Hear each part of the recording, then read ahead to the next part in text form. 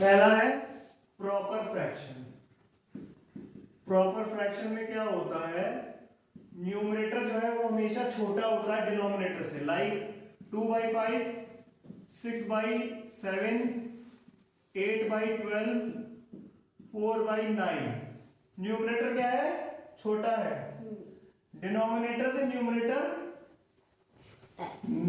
छोटा है डिनोमिनेटर से, न्यूमरेटर हमेशा छोटा रहेगा, तो वो क्या हो जाएगा, प्रॉपर फ्रैक्शन। इम्प्रॉपर फ्रैक्शन,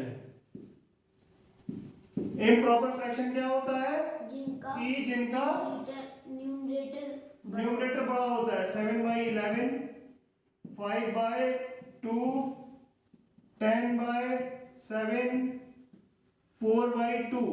7/11 तो वो नहीं है। ओके 17/11 कर लो इसको, ठीक है। 17/11, 5/2, 10/7, इन सब में न्यूमरेटर क्या है, बड़ा है। किससे, डिनोमिनेटर से। जब न्यूमरेटर बड़ा हो डिनोमिनेटर छोटा हो, ऐसे फ्रैक्शन को क्या बोलते हैं, इम्प्रॉपर फ्रैक्शन। अगला बात करते हैं लाइक फ्रैक्शन। लाइक फ्रैक्शन और अनलाइक फ्रैक्शंस हम आपको बता चुके हैं, जैसे कि 2/5 और 7/5, दोनों का न्यूमरेटर क्या है, सेम है। इस तरीके के फ्रैक्शंस को क्या बोलते हैं, लाइक फ्रैक्शन। 7/5, 9/5, 8/5, 6/5, ये सब क्या है, लाइक फ्रैक्शन है। अनलाइक फ्रैक्शन की बात करेंगे। अनलाइक फ्रैक्शंस क्या होते हैं, जिनके डिनोमिनेटर और न्यूमरेटर दोनों अलग होते हैं। 2/5, 7/9, ये क्या है, अनलाइक फ्रैक्शंस है। इनके न्यूमरेटर अलग है, डिनोमिनेटर भी अलग है, कुछ भी हो सकता है, तो उसको क्या बोलते हैं, unlike fraction. Unit fractions, unit fractions, unit fractions क्या होता है, जिनका न्यूमरेटर 1 होता है, जिनका न्यूमरेटर 1 होता है, जैसे 1/7, 1/12, 1/20, 1/30, सबका न्यूमरेटर क्या है, 1 1 1 है। ऐसे फ्रैक्शंस को बोलते हैं यूनिट फ्रैक्शंस। कोई कंफ्यूजन, प्रॉपर फ्रैक्शन में क्या है, न्यूमरेटर छोटा है डिनोमिनेटर बड़ा है। इम्प्रॉपर में क्या है, उल्टा है, न्यूमरेटर बड़ा है डिनोमिनेटर छोटा है। लाइक फ्रैक्शन में क्या है, न्यूमरेटर कॉमन है, दोनों का सेम है, इसका 5 है तो इसका ही 5 है, ये क्या हो गया, यूनिट फ्रैक्शंस।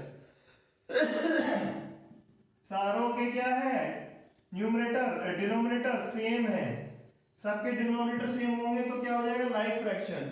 अनलाइक फ्रैक्शन में क्या है, न्यूमरेटर भी सेम नहीं है, डिनोमिनेटर भी सेम नहीं है, कुछ भी क्या भी कुछ भी हो सकता है, डिनोमिनेटर अलग है, तो क्या होगा, अनलाइक फ्रैक्शंस। यूनिट फ्रैक्शंस क्या होते हैं, ऐसे फ्रैक्शंस जिनकी न्यूमरेटर 1 हो उनको बोलते हैं यूनिट फ्रैक्शंस। एक और रह गया है, उसको बोलते हैं इक्विवेलेंट फ्रैक्शन, उसको और समझ लो तो ये खत्म। इक्विवेलेंट फ्रैक्शंस जो है उनको समझिएगा जरा आप।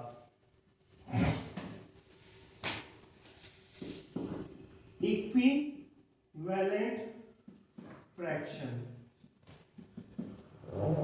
इक्विवेलेंट फ्रैक्शंस क्या होते हैं मैं आपको बताता हूं।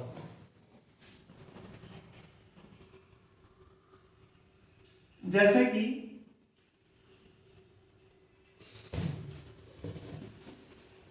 कि मान लो 4 टॉफीज थी, ठीक है, खाने वाले 2 बच्चे थे। एक टॉफी कितने, एक बच्चे को कितनी टॉफी मिलेंगी, टॉफी कितनी थी, टॉफीज है 4 क्या है, टॉफीज हैं। और बॉयज कितने हैं, स्टूडेंट्स कितने हैं, 2 स्टूडेंट्स हैं 2। एक बच्चे को कितनी टॉफी मिलेंगी, 2 एक बच्चे को 2 टॉफीज मिलेंगी, ठीक है। आगे बात सुनो,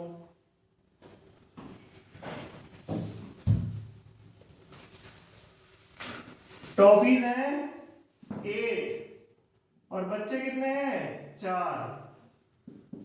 ये टॉफीज हैं और ये स्टूडेंट्स हैं, ये स्टूडेंट्स हैं। एक बच्चे को कितनी टॉफीज मिलेंगी, 2 मिलेंगी।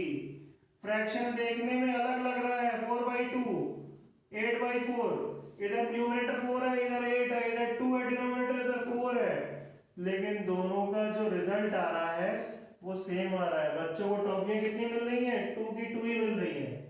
इस तरीके के फ्रैक्शंस को बोलते हैं इक्विवेलेंट फ्रैक्शंस। अब इसको हम जरा चेक कैसे कर रहे हैं, जरा देखो करके देखते हैं कैसे होगा। देखो एक फ्रैक्शन था 4/2 और दूसरा था 8/4, ठीक है। जो नीचे होता है, ये जो डिनोमिनेटर होता है, इसको हम इस फॉर्म में लिख सकते हैं, ठीक है। इसको किस फॉर्म में लिख सकते हैं? इस फॉर्म में लिख सकते हैं, ठीक है। 2 से जब 4 को डिवाइड करोगे तो आंसर निकल के आया 2, है ना? आया कि नहीं आया? तो अब हमने 4 को 2 से डिवाइड किया, 2 1 जा 2 और 2 2 जा 4। आंसर क्या निकल के आया? 2/1, ठीक है। दूसरा फ्रैक्शन था 8/4।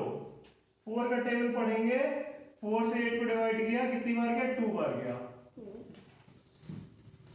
4 1 जा 4, 4 2 जा 8, कितना आंसर निकल गया? 2/1।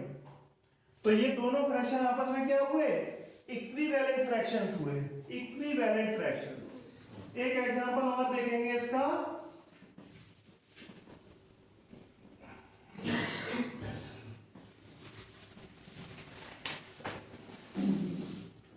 सिक्स बाई 12,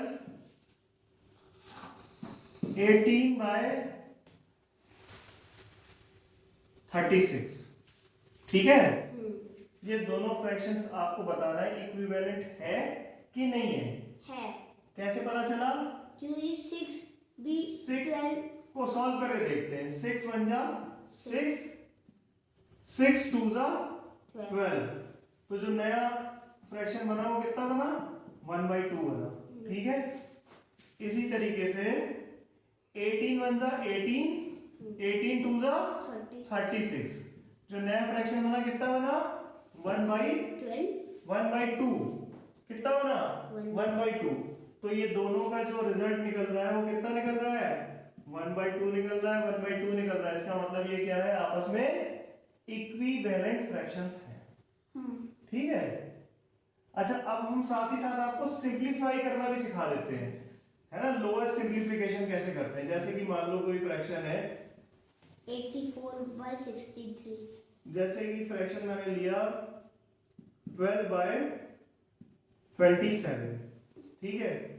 हमको क्या करना है? सबसे पहले हमको चेक करना पड़ेगा डिविजिबिलिटी